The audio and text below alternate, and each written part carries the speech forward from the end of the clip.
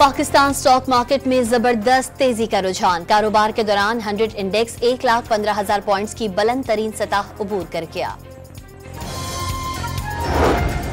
Governor Sindh Kamran टिसूरी की इस्लामाबाद में चीनी सिफारत खाने का दौरा। सफीर से सिंध की सनती जोन्स में चीनी फैक्ट्रियों के क़याम और कराची सर्कुलर रेलवे मंसूबे पर तबादला ख्याल किया। पाकिस्तान स्टील मिल की बहाली के लिए चीनी सरमायाकारी पर बातचीत।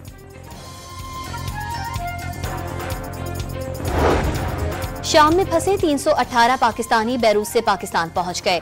इस्लामाबाद इंटरनेशनल एयरपोर्ट वजीर मनसूबाबंदी एहसन इकबाल ने पाकिस्तानी शहरियों का इस्तकबाल किया और खैरियत से वापस आने पर मुबारकबाद दी।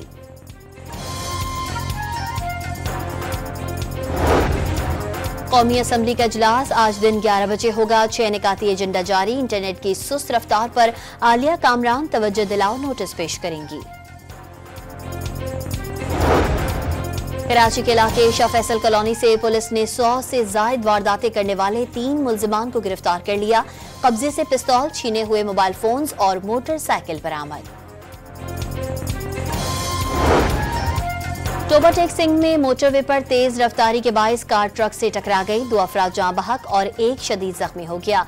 कार सवार मुल्तान से लाहौर जा रहे थे। मुल्क भर में सर्दी की शदीद लहर। वादी नीलम समेत आज़ाद कश्मीर की कई इलाकों में बर्फबारी। गिलगित बल्तिस्तान में बर्फबारी से निज़ाम जिंदगी दरहम बरहम हो गया। बलोचिस्तान के बेशतर शहरों में पानी जमने लगा। और पाकिस्तान और जनूबी अफ्रीका के दरमियान दूसरा T20 मैच आज खेला जाएगा। मैच पाकिस्तानी वक्त के मुताबिक रात 9 बजे शुरू होगा।